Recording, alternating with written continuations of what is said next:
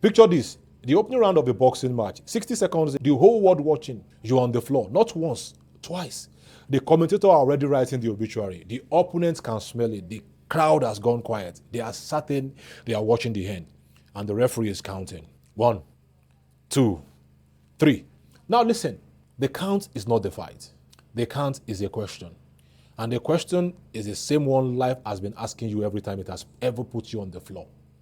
What are you going to do next? In sports, there are moments that reveal more about the human condition than 1,000 motivational speeches ever could. And Anthony Joshua gave us one of those moments in his last fight. If you watch that fight, you definitely know what I'm talking about. But if you didn't, let me take you through it. First round, down once, saved by the rope, down twice. In boxing, that is not a setback. That is a script. And the script reads, fight over, momentum gone, confidence shattered, body damaged. Mind, if it's honest, is already beginning to negotiate with defeat. The commentator even said that was the worst round of his career. Then AJ got up the second time. He did not get up angry. He did not get up reckless. He did not get up trying to prove something. With one wild, furious, adrenaline-soaked swing, he got up smiling and made a decision. And that decision is the whole lesson. Because here is what you might not know about being on the canvas. The referee is not counting you out. The referee is buying you time. Every number in that count is not an announcement of your defeat.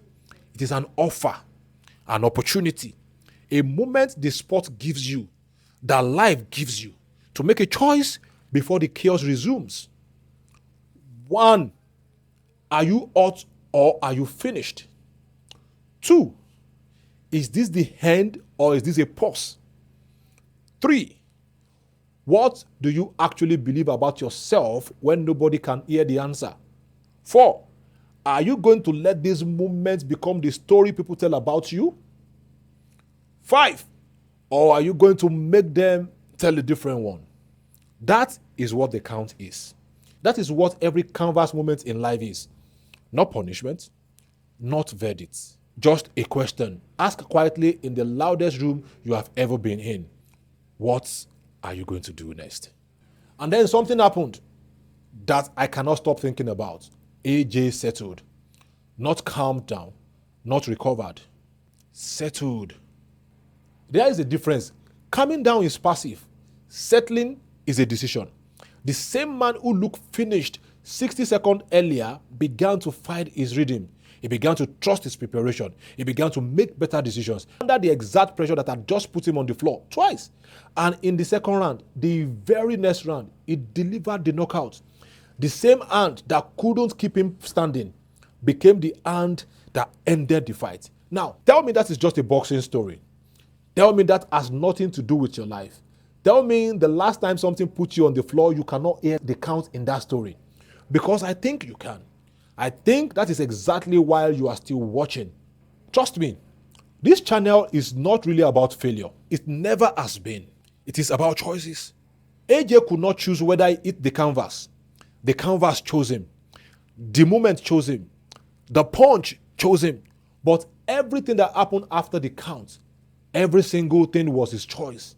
Every single thing, that was his choice. He chose to stand. He chose to think. He chose to adapt instead of react. He chose to trust the work over the emotion of the moment. And those choices rewrote the ending. That is the part we keep missing. We think destiny is written the moment we fall. It is not. Destiny is written in the decisions we make after we fall. The knockdown was not the defining moment of that fight. The decision to rise was. And I want you to think about that for a moment. Because you have had a defining moment. Maybe recently. Maybe years ago. Maybe you are in the middle of one right now. And the question I want to ask you, the same question they can't ask, is not why did this happen to you? That question is expensive and it pays nothing. The question is, what decision are you going to make before the count reaches 10? After the fight, the interviewer tried to take Joshua into his personal struggles, the ones that happened before the fight, into the difficulty, into the narrative of hardship overcome, But AJ declined, quietly, without drama. AJ simply said he did not want to dwell on his personal life. And I think about that response more than I think about the knockout. Because sometimes the greatest victories are not won by talking about your struggles.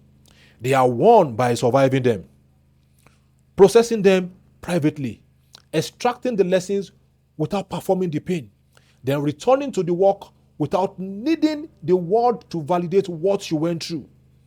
There is a maturity in that no motivational speech can teach. It can only be learned from the canvas. Yes. So maybe we have been preparing for the wrong thing. We spend enormous energy trying to avoid the canvas, building walls around our confidence, protecting our reputation from public failure, staying in rooms where the risk of falling is low enough to be comfortable. And then life, which did not agree to our times, put us on the floor anyway, and we are not ready. Not because we lacked talent, but because we spent all our preparation trying to avoid the moment, instead of preparing for what to do inside that moment. So here is the reframe I want to offer you. Stop preparing never to fall. Prepare for what you will do when you inevitably do. Because life does not reward the people who never hit the canvas. Life rewards the people who know what to do when they get there. The canvas is not your destination. It is a decision point. And every time life knocks you down, the referee starts counting, not to announce your defeat, but to give you the time and the silence and the space to choose. Your greatest defeat is rarely the moment you fall. It is the moment you decide to stay down. The count is still going. You still have time.